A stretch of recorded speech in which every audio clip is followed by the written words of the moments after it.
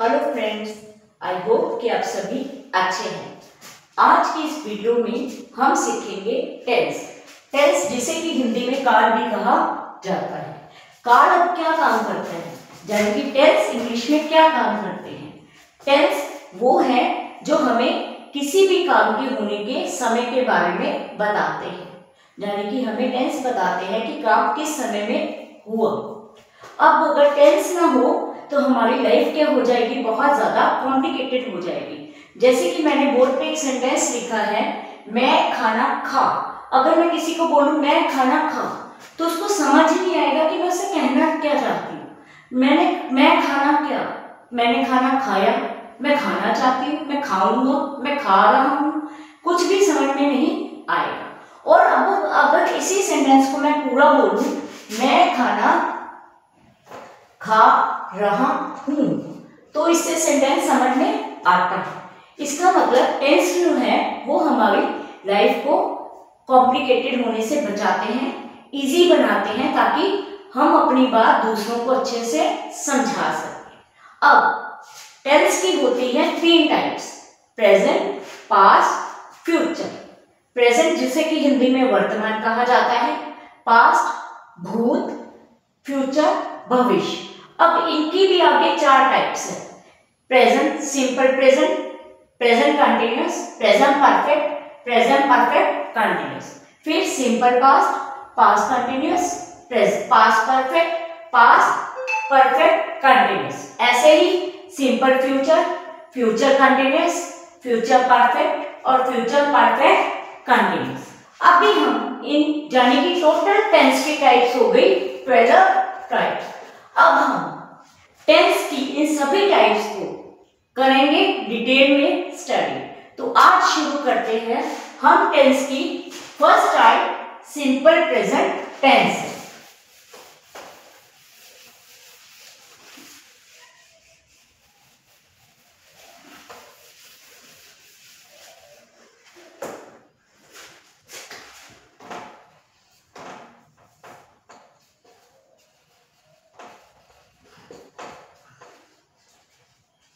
सबसे पहले हम समझेंगे प्रेजेंट टेंस क्या होता है।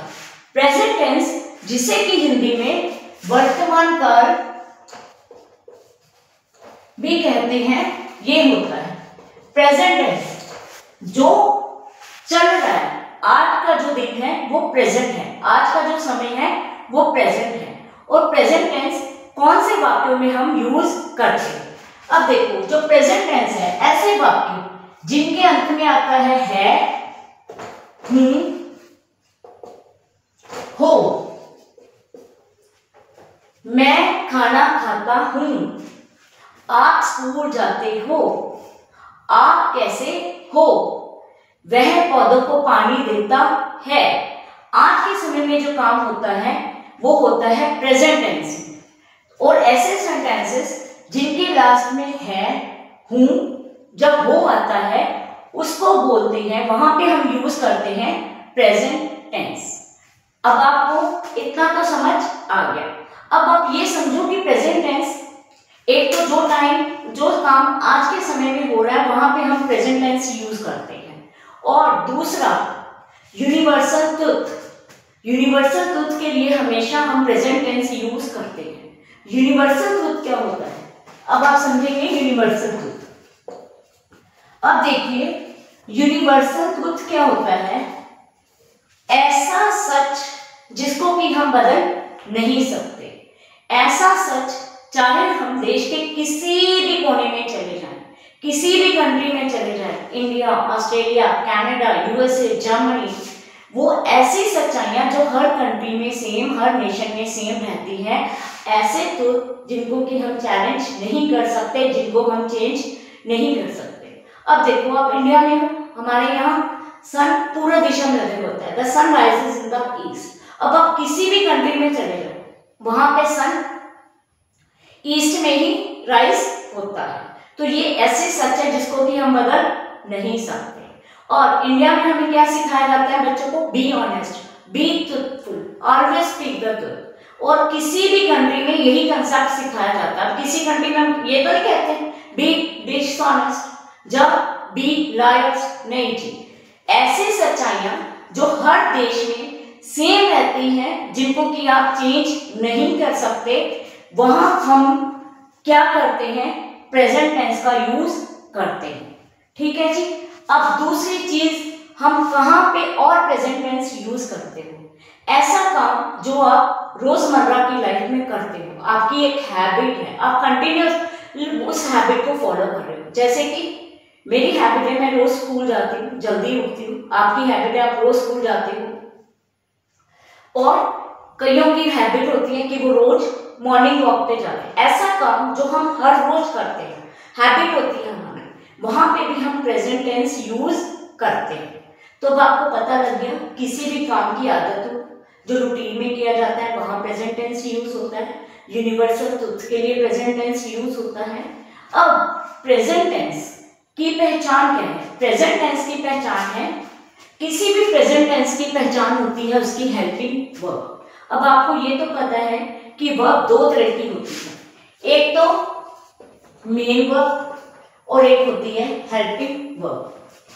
अब मैं खाना खाता हूं, खाना, खेलना, ये तो है मेन वर्ब, और हूं ये होती है हमारी हेल्पिंग वर्ब।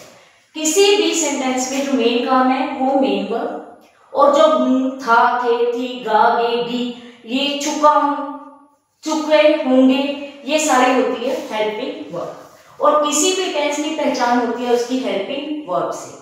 अब प्रेजेंट टेंस की पहचान क्या है, उसकी हेल्पिंग वर्ब कौन सी है? प्रेजेंट टेंस में यूज होता है इज, एम, आर, और या फिर यूज होता है वर्ब की फर्स्ट फॉर्म। प्रेजेंट टेंस में या तो हम इज, एम, आर के साथ सेंटेंस बनाते हैं, या फिर हम वर्ब की फर्स्ट फॉर्म के साथ सेंटेंस बनाते हैं। लेकिन किसी भी टेंस में हम ये दोनों इकट्ठे नहीं रखते। वर्ब की फर्स्ट फॉर्म और इज, एम, आर हम इकट्ठे नहीं लगाते। अब आपने प्रेजेंट टेंस कई बार समझा होगा, सिंपल प्रेजेंट, लेकिन किसी ने आपको यह नहीं बताया होगा कि किसी भी सेंटेंस में हम इज, एम, आर और वर्ब की फर्स्ट फॉर्म इकट्ठे नहीं रखते। अब कहां पे इज, एम, आर के साथ सेंटेंस बनाना है और कहां पे वर्ब की फर्स्ट फॉर्म के साथ सेंटेंस बनाना है, यह मैं आज आपको सिखाऊंगी। तो अब सीखते हैं इसको डिटेल में। अब देखिए, दुनिया में दो तरह के लोग होते हैं, एक तो काम करने वाले और दूसरे निठल्ले बैठने वाले जो काम नहीं करते। तो हम टेंस को बड़े इजी वे में समझेंगे। यहाँ पे भी टेंस की बेटा दो टाइप्स हैं, एक तो विद एक्शन, जहां पर काम होता है, एक है विदाउट एक्शन, जहां पर काम नहीं होता। अब इन दो कैटेगरीज में हम इस प्रेजेंट टेंस को डिवाइड करेंगे और इसको अच्छे से समझेंगे। अब विदाउट एक्शन, देखो मैं आज बीमार हूं, भैया बीमार हूं तो काम कैसे करूंगा, इसमें कोई काम नहीं हो रहा। तो इस सेंटेंस में हम यूज करेंगे इज, एम, आर। अब देखो आए हैं, इसके साथ एम यूज होगा, ही, शी, इट और सिंगुलर, इसके साथ क्या यूज होगा,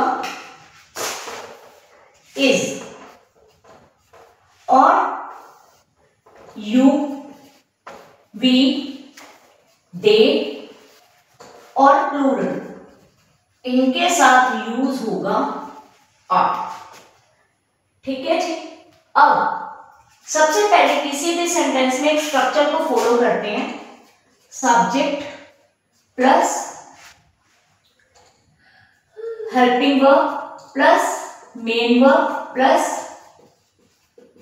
ऑब्जेक्ट। अब देखिए इस सेंटेंस में मेन वर्ब तो होती नहीं है क्योंकि काम कोई होता नहीं, और मेन वर्ब क्या होता है, जो काम होता है, इसमें कोई काम तो होता नहीं। तो इस सेंटेंस में हम ये वाली कैटेगरी में हम मेन वर्ब यूज नहीं करेंगे, इसमें हम फॉलो करेंगे subject helping verb plus object.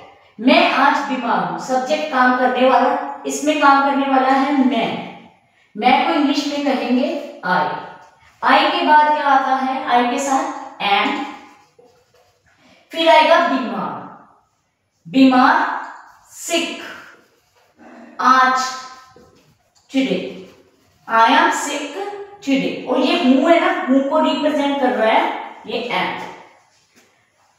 मैं आज बीमार हूं, I am sick today.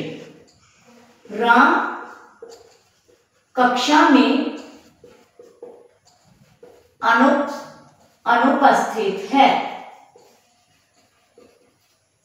Ram main subject, Ram एक बॉय है, ही के साथ आएगा इज। अनुपस्थित एब्सेंट, मे के लिए in the class, Ram is absent in the class. अब जहां पर भी काम नहीं होता किसी सेंटेंस में, वहां पर हमने यूज करने हैं इज एम आर, मतलब कि इज एम आर लगाकर ही सेंटेंस बनानी है। अब हम करते हैं दूसरी कैटेगरी में काम, ये है विद एक्शन, ऐसे वाक्य जिनमें कोई काम होता है, ऐसे सेंटेंसेस जिनमें भी कोई भी काम होता है वो हम बनाएंगे वर्ब की फर्स्ट फॉर्म लगाकर। अब देखो इसमें सेंटेंस की क्या स्ट्रक्चर फॉलो करेंगे, सब्जेक्ट, इसमें हेल्पिंग वर्ब नहीं होती तो मेन वर्ब प्लस ऑब्जेक्ट, ठीक है जी। लेकिन यहां पर भी एक चीज हमने फॉलो करनी है, क्या, ये मैं आपको बताती हूं, वो है कि जहां पर भी ही है, शी है, इट है या फिर सिंगुलर है, वहां पे हमने लगाना है वर्ब की फर्स्ट फॉर्म के साथ एस और ईएस। जैसे गो है, गो के साथ एस नहीं लगेगा, स्पेलिंग रॉन्ग हो जाएंगे, इसके साथ लगेगा गोज। और टेल है, टेल के साथ ईएस नहीं लगेगा, वहां पे लगेगा एस, टेल्स। और जहां पर भी आई है, वी है, यू है, दे है, प्लूरल है, वहां पे लगेगी सिर्फ वर्ब की first form. He, she, it, जब कोई भी सिंगुलर चीज है, एक चीज है, वहां पे हम वर्ब की फर्स्ट फॉर्म के साथ एस और ईएस लगाएंगे। और जहां पर भी आई है, वी है, यू है, दे है, जब फिर प्लूरल ज्यादा चीजें है, वहां पर हम लगाएंगे वर्ब की फर्स्ट फॉर्म। अब काम करते हैं इस कैटेगरी पे। हाँ जी, सीता दौड़ती है, सीता काम करने वाली सब्जेक्ट, दौड़ती रन। अब सीता शी है, शी के साथ वर्ब की फर्स्ट फॉर्म के साथ एस आएगा तो आएगा सीता रन्स। वह स्कूल जाता है, वह को ही, जाना जो मेन काम है, हमें मेन काम देखना है, जाना वही होती है मेन वर्ब। जाना को इंग्लिश में कहते हैं गो, ही के साथ ईएस आएगा, ही गोज, कहां जाता है, school, he goes to school. अब हमने अच्छे से सीख लिया ऐसे वाक्य जिनमें कोई काम होता है, वहां पे हमने लगानी है वर्ब की फर्स्ट फॉर्म। हाँ जी, ये जो हमने सेंटेंस किया है ये पॉजिटिव है, जिनको कि इंग्लिश में बोला जाता है अफर्मेटिव सेंटेंस। अब हम करेंगे सिंपल प्रेजेंट में नेगेटिव सेंटेंस कैसे बनाते हैं, आज मैं आपको वो सिखाऊंगी।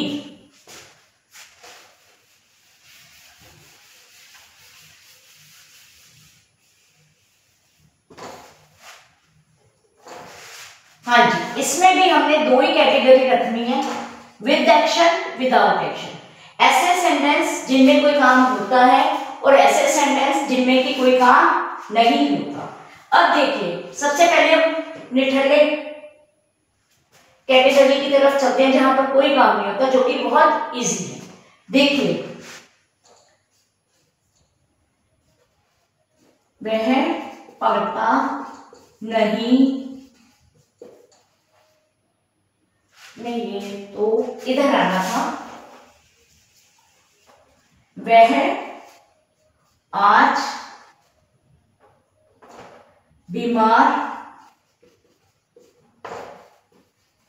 नहीं है, वह ही। अब इसमें पहले आप स्ट्रक्चर देख लीजिए कौन सी आएगी। इसमें आएगी subject plus helping verb plus not plus object.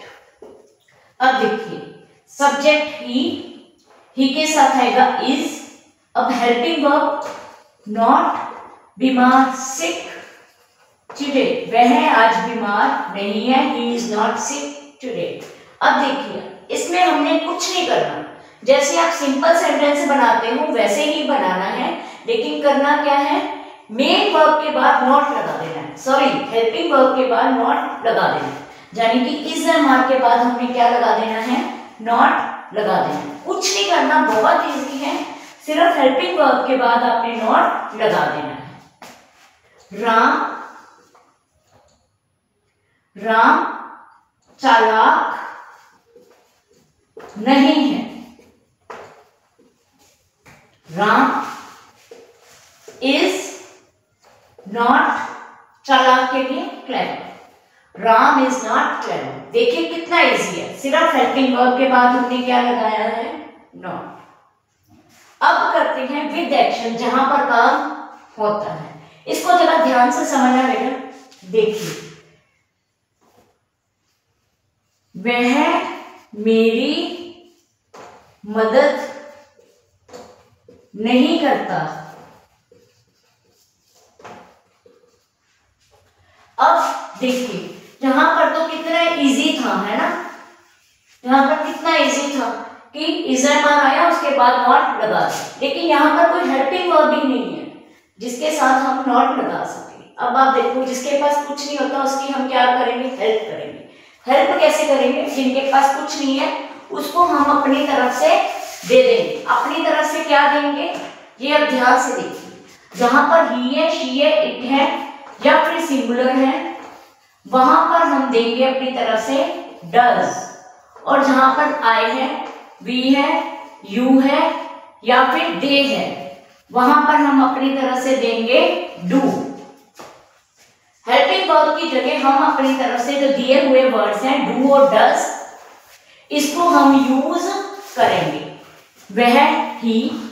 अब ये जो वर्ड्स हैं हम कहाँ यूज करेंगे, हेल्पिंग वर्ब की जगह, और हेल्पिंग वर्ब कहाँ पे आती है, पहले सब्जेक्ट फिर हेल्पिंग वर्ब, फिर ऐसे ही सब्जेक्ट हेल्पिंग वर्ब की जगह हमने जो अपनी तरफ से हेल्पिंग वर्ब वर्ड्स दिए हैं ये देंगे। ही के साथ देखो क्या आ रहा है, डज के साथ अब हम लगाएंगे not, he doesn't help me.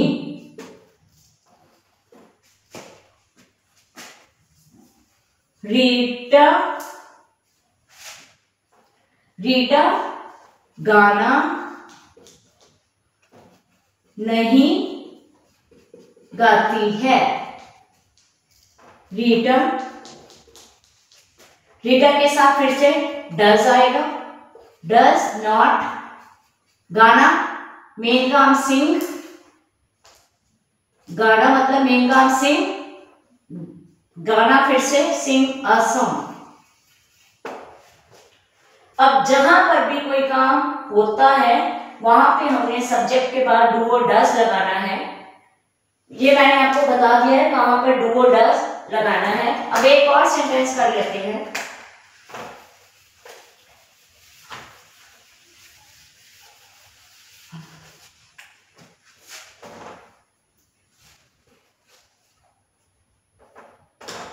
मैं खाना नहीं खाता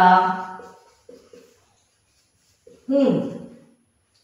I आई के साथ do not eat food, I don't eat food.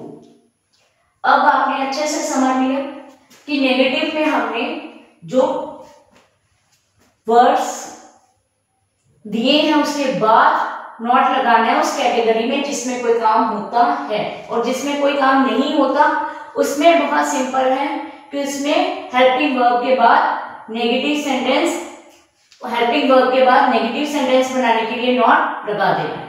तो ये था हमारा नेगेटिव सेंटेंस प्रेजेंट टेंस में। अब हम करेंगे इंटेरोगेटिव सेंटेंस।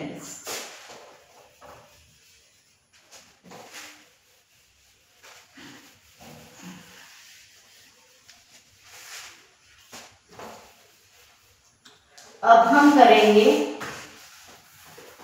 Interrogative sentence. ऐसे सेंटेंस जिनमें कि क्वेश्चन मार्क लगता है, ऐसे सेंटेंस जिनमें कि प्रश्न पूछे जाते हैं। अब इसमें भी दो कैटेगरीज हैं, जिसमें with action and without action. अब देखो, मैंने पहले ही कहा जो विदाउट एक्शन वाली है ना बहुत इजी है। अब एक सेंटेंस लेते हैं, फिर आप अच्छे से समझ पाओगे। अब पहले इसकी स्ट्रक्चर समझिए। इसकी स्ट्रक्चर है helping verb plus subject plus object. इसकी स्ट्रक्चर थोड़ी सी डिफरेंट है। वो कैसे? आगे हम सब्जेक्ट के बाद हेल्पिंग वर्ब लगाते हैं, इसमें हम हेल्पिंग वर्ब पहले लगाएंगे, सब्जेक्ट बाद में लगाएंगे, फिर लगाएंगे ऑब्जेक्ट, फिर लगाएंगे क्वेश्चन मार्क। अब एक एग्जांपल के द्वारा इसको समझते हैं। क्या तुम मददगार हो? अब देखो, सबसे पहले तुमने देखना है मेन सब्जेक्ट। सब्जेक्ट क्या है? यू। हेल्पिंग वर्ब जो है इसको देख के ही लगेगी आगे। यू के साथ क्या लगता है? आर यू मददगार के लिए हेल्पफुल, आर यू हेल्पफुल। क्या राम चालाक है? राम के साथ हेल्पिंग वर्ब कौन सी लगती है? इज को आगे ले आएंगे। Is Ram clever? क्वेश्चन।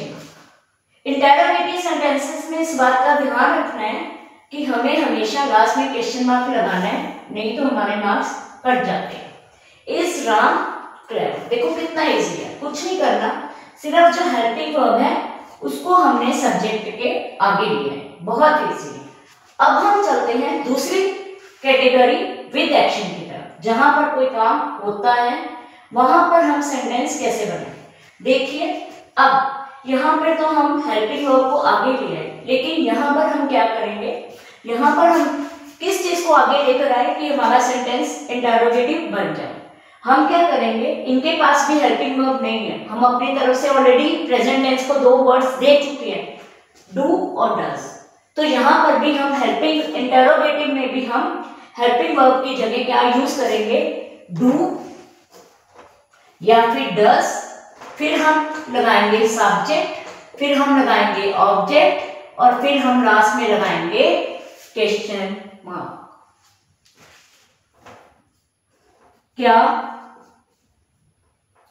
क्या सीता सच बोलती है?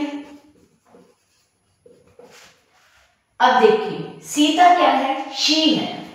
शी के साथ क्या लगता है? डज। डज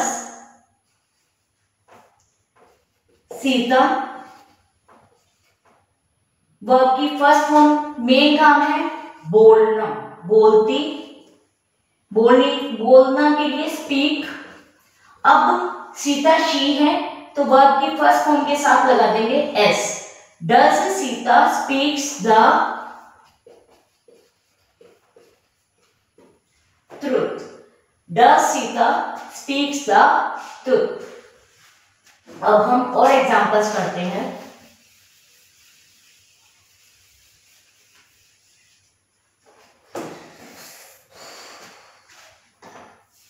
क्या तुम मुझे सुनते हो। तुम यू इसके साथ लगेगा डू यू सुनना को इंग्लिश में कहते हैं listen. Do you listen to मुझे को me. Do you listen to me. अब एक और एग्जांपल कर लूं।